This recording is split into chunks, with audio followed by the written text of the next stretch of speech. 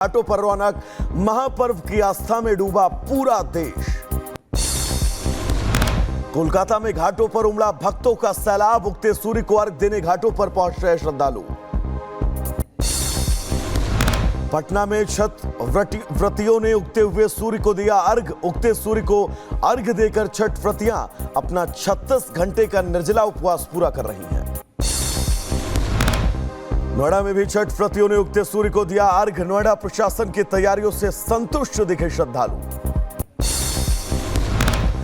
वाराणसी में दिखी महापर्व छठ की छठा, उगते सूर्य को अर्घ देने बड़ी संख्या में घाटों पर पहुंच रहे हैं श्रद्धालु। दिल्ली में अलग अलग जगहों पर महापर्व छठ की रौनक, गीता कॉलोनी में भगवान सूर्य को अर्घ देने पहुंच रहे हैं श्रद्धालु। दिल्ली के सीएम आतिशी छठ पूजा के मौके पर कालक्का जी के छठ घाट पहुंची। रिपब्लिक भारत से बातचीत के दौरान बोली आतिशी, पूर्वांचल भाई बहनों के लिए हम काम करते रहेंगे। हमारे पूर्वांचली भाई बहन हैं, उन्हें कभी भी ऐसा ना लगे वो अपने घर से दूर हैं, वो अपने गांव से दूर हैं, और इसीलिए दिल्ली सरकार दिल्ली के कोने कोने में छठ के ऐसे भव्य आयोजन करती है। वहीं हरियाणा के सीएम नायब सैनी छठ पूजा में हुए शामिल, कुरुक्षेत्र के ब्रह्म सरोवर तट पर श्रद्धालुओं को दी शुभकामनाएं। दिल्ली के कालकाजी में डूबते हुए सूर्य को अर्घ दिया गया। इस दौरान भक्तों में दिखा उत्साह, छठ व्रतियों ने गाए देवी गीत। छठ पूजा में शामिल हुई सांसद बांसुरी स्वराज पर्व के तीसरे दिन चिराग दिल्ली में डूबते सूर्य को अर्घ देते नजर आए। प्रयागराज में महाकुंभ की तैयारियां तेज, देश विदेश से आने वाले श्रद्धालुओं के लिए की जा रही विशेष तैयारी। यूपी टूरिज्म अलग से बना रहा टेंट सिटी। प्रयागराज महाकुंभ को देखते हुए रेलवे कर रहा विशेष तैयारी। रेलवे डिवीजन स्टेशनों पर कई भाषाओं में होगा अनाउंसमेंट। विदेशी मेहमानों की सुविधाओं का रखा जा रहा ख्याल। आगे बढ़ेंगे जहां पर आपको बता दें कि महाकुंभ के लिए यूपी सरकार तैयार करेगी 1,50,000 शौचालय। पेइंग गेस्ट सुविधाओं के लिए भी की जा रही व्यवस्था, स्वच्छता और सुरक्षा के विशेष इंतजाम। तो आगे बढ़ेंगे जहां पर आपको बता दें कि महाकुंभ में होटल और धर्मशाला ही नहीं, पेइंग गेस्ट फैसिलिटी का भी आप लाभ उठा सकते हैं। स्थानीय लोगों को किया जा रहा है प्रोत्साहित। प्रयागराज महाकुंभ को लेकर अखाड़ों की बैठक में जमकर हंगामा, मारपीट की वजह से देर रात तक अफरा तफरी का माहौल रहा। वहीं स्वामी अवधेशानंद गिरी को सनातन को लेकर बयान, विश्व को स्थायी समाधान की आवश्यकता हमारी संस्कृति का मर्म सत्य है, इसीलिए सनातन सदैव सत्य है। अवधारणाएं अवतारों की, और वे सारी अवधारणाएं सत्य सिद्ध हुई हैं। चूंकि हमारी संस्कृति का जो मर्म है वह सत्य है, उसे सत्य सनातन संस्कृति कहते हैं। उधर बाबा बागेश्वर का बड़ा बयान आया सामने, अगर कोई सोया है तो वो हिंदू है, हिंदुओं को जागना होगा।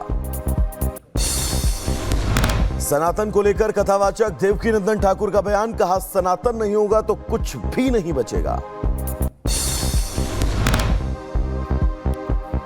सोए हैं, कुछ लोग सोने का नाटक कर रहे हैं, और कुछ लोग जग गए, और जो लोग जग गए हैं वही बचा सकेंगे इस देश को, और जो सोने का नाटक कर रहे हैं ना, उनसे निवेदन है कि अब जागो। पर्यटकों के लिए खोला गया दुधवा टाइगर रिजर्व, अपने निर्धारित समय से 9 दिन पहले खोला गया। पहले दिन बड़ी संख्या में पहुंचे स्कूल के बच्चे। राजस्थान के डिप्टी सीएम दिया कुमारी का राहुल पर हमला, कहा राहुल गांधी ने राज परिवारों के बारे में अभद्र टिप्पणी की, उनको पहले ऐतिहासिक तथ्यों की जानकारी अच्छे से कर लेनी चाहिए। राहुल गांधी ने एक ऐसी अभद्र टिप्पणी की है पूर्व राज परिवारों के बारे में, उनको कम से कम हिस्टोरिकल फैक्ट्स की जानकारी तो ले लेनी चाहिए थी। राहुल के बयान पर डैमेज कंट्रोल में लगी कांग्रेस, दिया कुमारी ने खुद नहीं पढ़ा इतिहास, इसलिए ऐसा विवादित बयान दे रही है। मैं उनसे कहूंगा कि अगर उस अध्याय को हम खोल देंगे कि 47 से पहले रॉयल फैमिलीज का देश की आजादी में क्या रोल था, तो उनको बहुत शर्मिंदा होना पड़ेगा। प्रधानमंत्री नरेंद्र मोदी का महाराष्ट्र दौरा आज, धुले और नासिक में करेंगे जनसभा। बीजेपी उम्मीदवारों के समर्थन में मांगेंगे वोट। यूपी विधानसभा उपचुनाव को लेकर विरोधियों पर सियासी प्रहार करेंगे सीएम योगी। आज मुजफ्फरनगर, मुरादाबाद और गाजियाबाद में जनसभा। लोक गायिका शारदा सिन्हा के घर पहुंचे बीजेपी अध्यक्ष नड्डा। शोकाकुल परिवार से सांत्वना जताई है मिलकर। सीएम योगी ने लखनऊ में एक बार फिर याद दिलाया बटोगे तो कटोगे का नारा। कहा बटेंगे तो दुष्परिणाम सामने आएंगे। जब हम आपस में ही बटे रहेंगे तो कटेंगे भी, तो ये दुष्परिणाम भी हमारे सामने आएंगे। धारा 370 को लेकर कश्मीर में हो रही राजनीति पर सीएम की दो टूक। कहा धारा 370 आतंकवाद का वेयरहाउस, ये लोगों के खून से सनी हुई धारा है, ये कभी वापस नहीं आ सकती।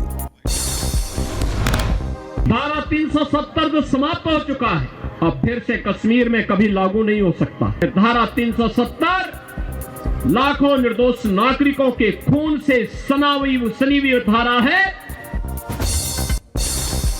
उत्तर प्रदेश में विधानसभा उपचुनाव से पहले पोस्टर वॉर जारी। समाजवादी पार्टी कार्यालय के बाहर लगाया गया नया पोस्टर। यूपी में पोस्टर वार जारी। अंबेडकर नगर में भी लगे पोस्टर। बीजेपी प्रत्याशी धर्मराज निषाद ने लगाया पोस्टर। बोले या तो जिता दो या फिर टिकटी पर लिटा दो। कानपुर के बेहद प्राचीन आनंदेश्वर मंदिर के बाहर लगे पोस्टर। पोस्टर में लिखा बटेंगे तो कटेंगे। बीजेपी नेता किरीट सोमैया का पोस्ट। लिखा वोट जिहाद के खिलाफ आज दर्ज कराऊंगा शिकायत, दस्तावेजी सबूत भी पेश करूंगा। महाराष्ट्र के डिप्टी सीएम अजित पवार ने नवाब मलिक के लिए किया चुनाव प्रचार। कहा महाविकास अघाड़ी की गारंटियां गुमराह करने वाली हैं, इनके पास चुनावी वादे करने के लिए पैसे तक नहीं।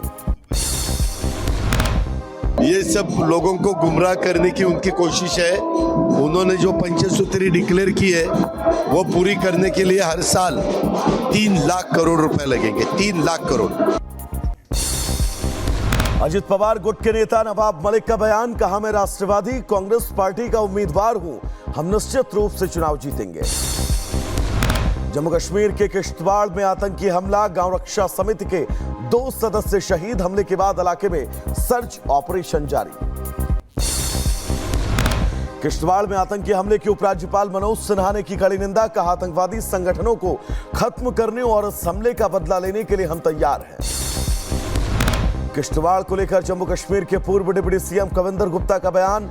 नई सरकार के चुने जाने के बाद से आतंकी घटनाओं में वृद्धि हुई है, हमला बेहद क्रूर। लगता है बड़ा कायरतापूर्ण तरीके से, बड़े क्रूरता से कुछ लोगों की जान ली गई है।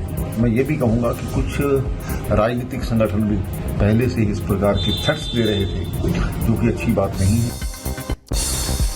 दिल्ली हवाई अड्डे पर कस्टम विभाग का एक्शन। रियाद से दिल्ली आ रहे एक यात्री के पास सोने की छड़ें बरामद। दूध के डिब्बे में छिपाकर ले जा रहा था सामान।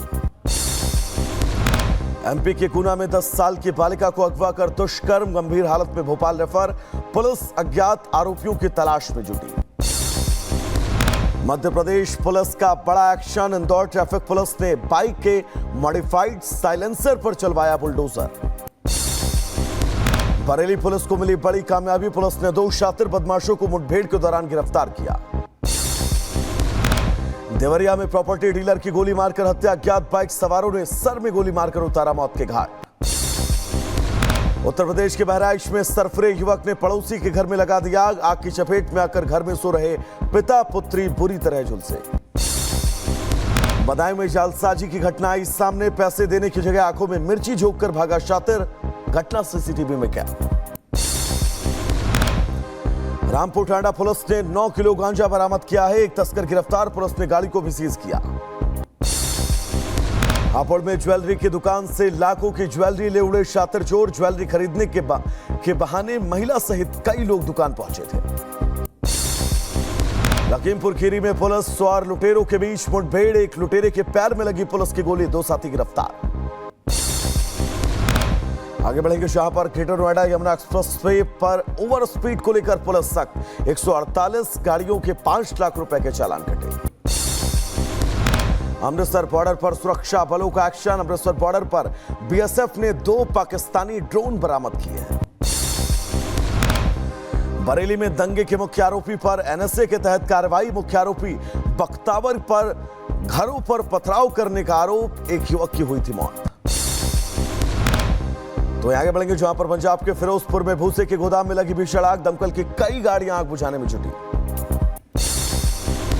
उत्तर प्रदेश के मैनपुरी में सिलेंडर लीकेज से भीषण आग, 3 मासूम सहित 5 झुलसे। मैनपुरी में आग में झुलसे घायलों को सफाई के लिए किया गया रेफर। हादसे में 5 लोग हुए थे घायल, एक महिला गंभीर है। गोंडा के मनकापुर में भीषण सड़क हादसा, हादसे में 2 की मौत, 3 गंभीर रूप से घायल। भीलवाड़ा में पंडित धीरेन्द्र शास्त्री की कथा में भगदड़, भगदड़ के हालात में आधा दर्जन महिलाएं और बच्चे घायल हुए। तमाम रोक और नियम के बावजूद नहीं थम रहा पराली जलाने का मामला। हरियाणा के कैथल से पराली जलाने की नई तस्वीरें सामने आई। गुजरात के वापी में फार्मा कंपनी के प्लांट में भीषण आग, हादसे में किसी के हताहत होने की खबर नहीं। 5 दमकल की गाड़ियां मौके पर पहुंची। मथुरा के बरसाना रोड पर टेंपो और कार के बीच टक्कर, आधा दर्जन लोग घायल, एक व्यक्ति को गंभीर हालत में आगरा रेफर किया गया। एमयू के अल्पसंख्यक दर्जा की बहाली की मांग वाली याचिकाओं पर सुनवाई आज। सुप्रीम कोर्ट की 7 जजों की संविधान पीठ सुनाएगी फैसला। बांग्लादेश सरकार को भारत की 2 टूक, कहा हिंदुओं की सुरक्षा सुनिश्चित करे बांग्लादेश, कनाडा को भी लताड़ा। जो बाइडेन ने डोनाल्ड ट्रंप को दी जीत की बधाई, कहा मैंने राष्ट्रपति के नाते अपनी ड्यूटी निभाई। लोकतंत्र में लोगों की इच्छा हमेशा प्रबल होती है। चीन दुनिया को दिखाएगा HQ-19 missile defence system, America के थॉड और रूस के S-400 को यह सीधी टक्कर देगा। सेंट्रल साउथ अमेरिकी देश बोलिविया में जारी है गतिरोध, पूर्व राष्ट्रपति इवो मोरालेस के समर्थकों और पुलिस के बीच झड़प, बीते सप्ताह 30 पुलिस अधिकारी हुए थे घायल। हंगरी में EU शिखर सम्मेलन की पहली गोलमेज बैठक, यूक्रेन के राष्ट्रपति जेलेंस्की और नाटो महासचिव मार्क रूटे सहित लगभग 50 यूरोपीय नेता ले रहे हिस्सा। कजाकिस्तान के विदेश मंत्री मूरत नर्टलू के साथ हुई बैठक के बाद बोले लावरोव, अमेरिका के साथ संबंध हमने नहीं तोड़े, इसलिए उसे फिर से शुरू करना भी हमारी जिम्मेदारी नहीं, ईमानदारी से बातचीत के लिए हमेशा तैयार। यूक्रेन के कीव के पास रूस का ड्रोन अटैक, रूसी सेना ने 8 घंटे तक हमले किए। स्पेन के इक्वाडोर में नशे के खिलाफ अब तक की सबसे बड़ी कार्रवाई, पुलिस दक्षिणी स्पेन के अल्जेसिरास बंदरगाह से 13 टन कोकेन जब्त करने में सफल रही। अमेरिका के साथ व्यापार संबंधों को बढ़ाएगा चीन, चीनी वाणिज्य मंत्रालय का बयान, मतभेदों को हल करके आपसी सहयोग बढ़ाने के लिए हम तैयार हैं। कैलिफोर्निया के जंगल में आग का तांडव, हजारों लोगों को छोड़ना पड़ा अपना आशियाना। दुनिया के सबसे ताकतवर रॉकेट स्टारशिप का 5वां टेस्ट कामयाब। इस टेस्ट में पृथ्वी से 96 किलोमीटर ऊपर भेजे गए सुपर हैवी बूस्टर को लॉन्च पैड पर वापस लाया गया।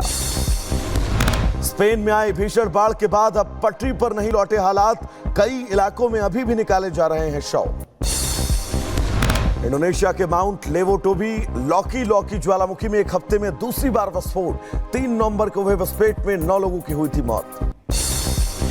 दक्षिणी लेबनान के जब्दीन शहर में इजरायली सेना का हमले में कई लोगों की घायल होने की खबर। ईरान के सर्वोच्च नेता खामेनेई का अमेरिका को लेकर बड़ा बयान, कहा अमेरिकी सरकार के हाथ खून से रंगे हैं, गाजा और लेबनान में हुए हमले में अमेरिका भी जिम्मेदार है।